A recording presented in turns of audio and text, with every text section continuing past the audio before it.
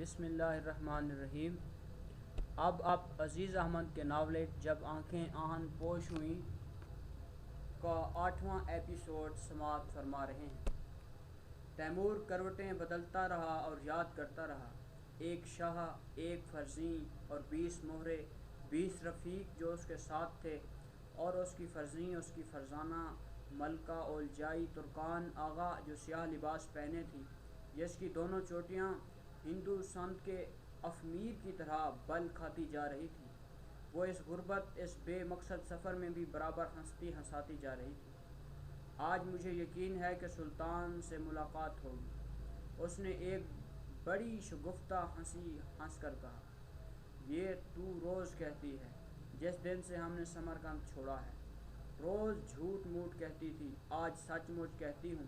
Timur, تمہیں معلوم ہے، کبھی کبھی ایسا معلوم ہوتا ہے جیسے آج یہ بات ہو کر رہے گی۔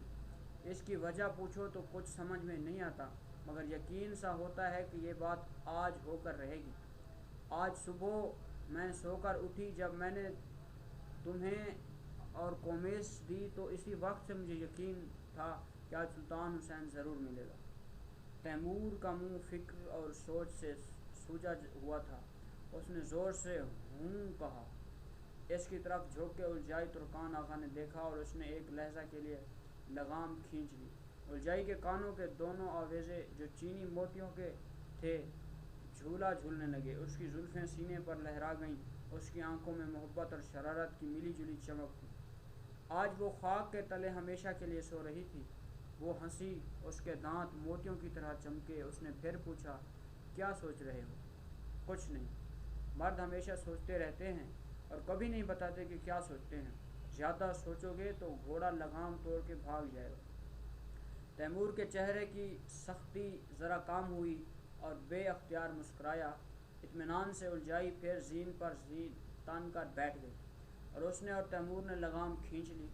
تیمور، اولجائی نے تھوڑی دیر کے بعد پوچھا، میں سوچتی ہوں کہ ساری دنیا اس سرخ ریگستان کی جیسی نہیں ہے۔ ہرات کے قریب بڑے بڑے بھرے کھیت ہیں اور سمرقند کے باغ خربوزوں سے لدے رہتے ہیں۔ فرخانہ میں نہریں بہتی ہیں اور ایسک کول کے کنارے پہاڑوں پر صنوبروں کے جھنڈ ہیں۔ اولجائی تو تھک گئی ہے، اسی لیے ایسی باتیں سوچتی ہے۔ ہمیں ہمیشہ اس سرخ رہگزار میں پھرنا نہیں پڑے گا۔ ہاں، کبھی نہ کبھی ہمارے دن پھریں گے۔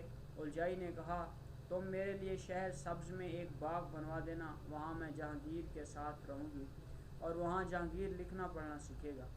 پہلے اسے تیر اندازی اور لڑنا گرنا سیکھنا ہے۔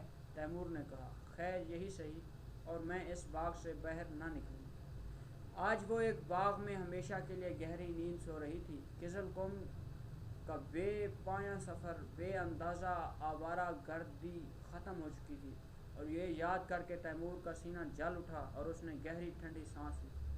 تیمور نے اوپر آسمان کی طرف دیکھا اور انگلیوں کی آڑ سے سورج کے مقام کا اندازہ کرنا چاہا۔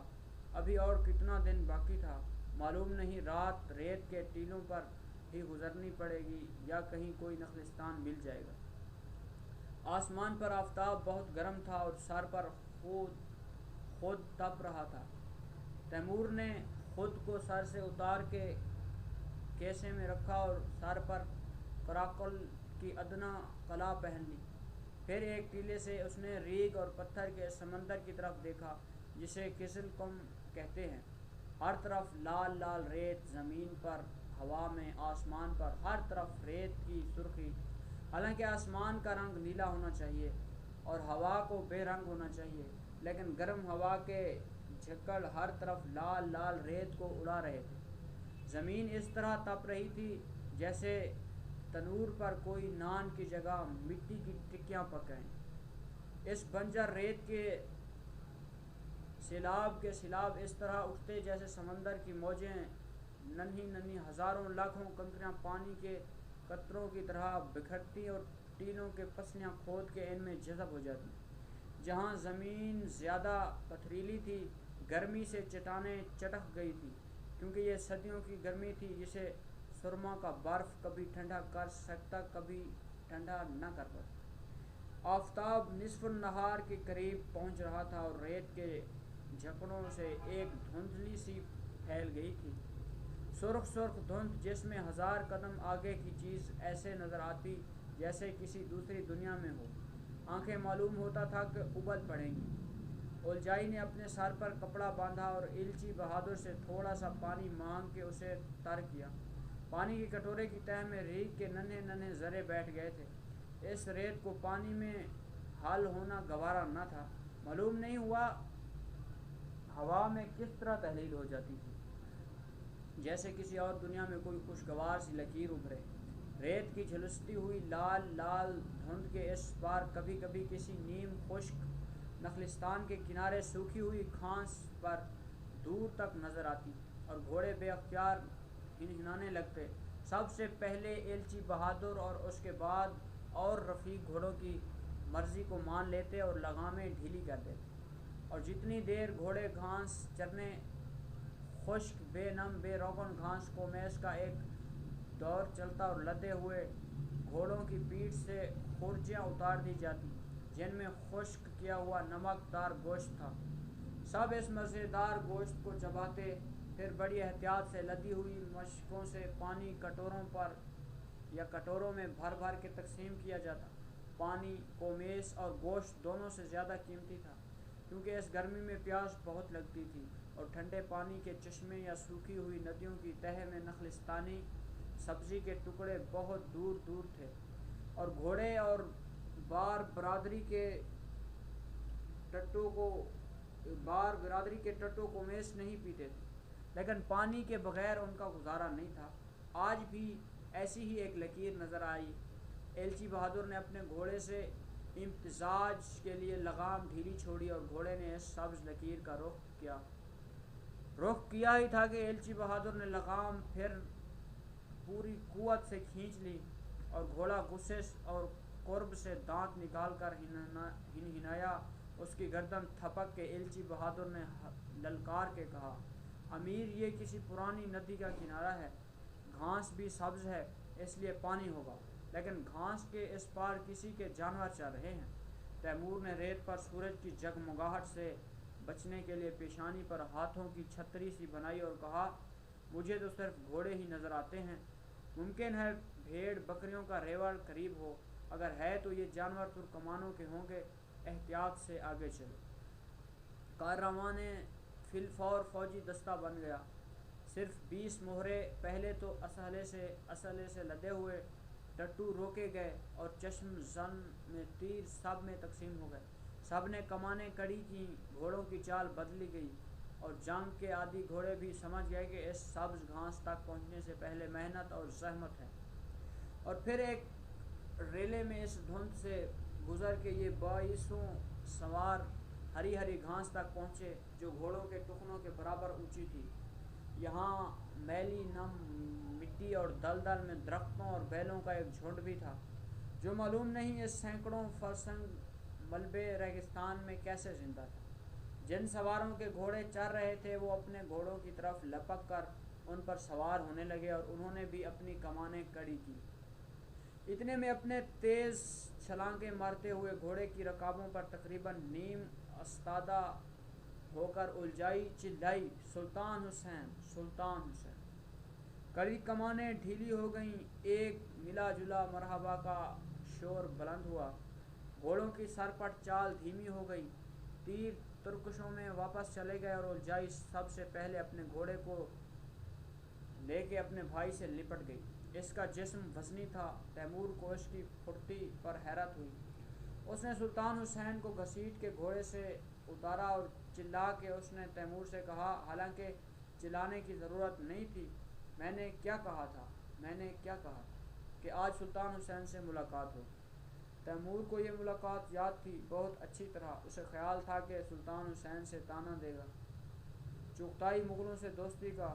تیمور نے اس ملاقات کے دوران میں اپنے آپ کو جس قدر حقیر محسوس کیا، اس کے بعد پھر کبھی نہ کیا، کیونکہ سلطان حسین نے ایک لفظ بھی نہیں کہا، نہ طعنے کا نہ ملامت کا۔ اس کے برعکس سلطان حسین بھاری بھرکم جسم جو ذرہ کے نیچے اس گرمی میں بھی اطلس سے لدا تھا، مارے خوشی کے ہانپ رہا تھا۔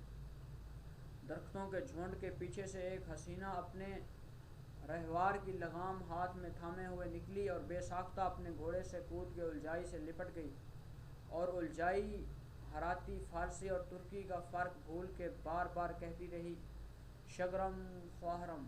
یہ سلطان حسین کی ملکہ دلشاد خاتون آغا تھی۔ تیمور اور سلطان حسین کبھی ایک دوسرے سے اس قدر قریب نہیں ہوئے تھے جیسے کہ اس دن کزل کم کے بے پایاں طوفانی سرخ ریگستانی سمندر کے اس ہرے بھرے نخلستان جزیرے میں۔ تیمور کے حکم کا انتظار کیے بغیر ایلچی بہادر نے خیمے کھڑے کرنے کا حکم دیا، کالے کالے سموس کے گول گول خیمے جو دور سے ترکمانوں کے خیمے معلوم ہوتے تھے، اور اس لیے اس میں وہ محفوظ تھے۔ خشک نمکین گوشت کے تکے ابلتے ہوئے پانی میں ڈال دیے گئے، کیونکہ ابلا ہوا گوشت بہرحال خشک گوشت سے زیادہ مزے کا ہوتا ہے، اور اس جلتی ہوئی دوپہر کو درختوں کے جھنڈ کے سائے میں ایسی ضیافت ہوئی جس کے آگے ایران اور توران کی تمام ضیافتیں ماند تھیں۔ اس غربت میں بھی دلشاد خاتون کی خورجی میں زعفران تھا جو چاولوں میں ڈالا گیا، چربی میں دمبے تلے گئے جن کو ایک دن پہلے سلطان حسین نے ترکمانوں کے ایک غلے سے خریدا تھا، اور جب دانتوں کو مسواک کر کے اور ہاتھوں پر لگی ہوئی چربی نرم نرم گھاس سے پونچھ کے سب نے اوک بھر بھر کے بلکہ چشمے سے منہ لگا کے گھوڑوں اور غزالوں کی طرح چشمے کا پانی پیا تو یہ پانی جنت کے نہروں کے پانی کی طرح شیریں اور خوشگوار تھا۔ دلشاد خاتون آغا جب جھوک کے چشمے کا پانی پی رہی تھی تو پانی آئینہ بن گیا۔ بھورا تلچیک لبادہ سر پر جواہرات سے لدی ہوئی کلاه، دونوں شانوں اور سینے پر بل کھاتی ہوئی بھورے بھورے بالوں کی گندھی ہوئی دو لٹیں، پانی کے آئینے میں ایک حسینہ ابھری، ایک اور دلشاد جو اس ریگستان میں ماری ماری نہیں پھر رہی تھی، جو گویا اس چشمے کی پری تھی۔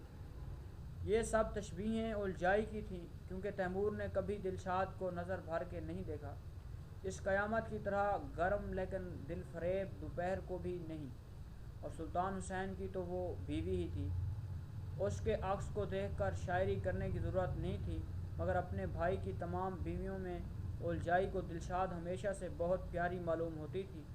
وہ مبہوت ہو کے دلشاد کو اور اس کے عکس کو دیکھتی رہی، اور اس دن اس سپہر کو رات کے بجائے دن ہی کو خیمے نصیب ہو چکے تھے۔ خیمے میں تیمور اور سلطان حسین مستقبل کے متعلق بحث کر رہے تھے۔ یہاں درختوں کی چھاؤں میں گرم گرم لوح اور ریت کے دامن میں ٹھنڈے ٹھنڈے چشمے کے کنارے دلشاد کی آنکھ لگ گئی، اور الجائی ایک پیڑ کے سہارے بیٹھ کے اونگنے لگی، اور جہانگیر اس کی گود میں سر رکھ کے سو گیا۔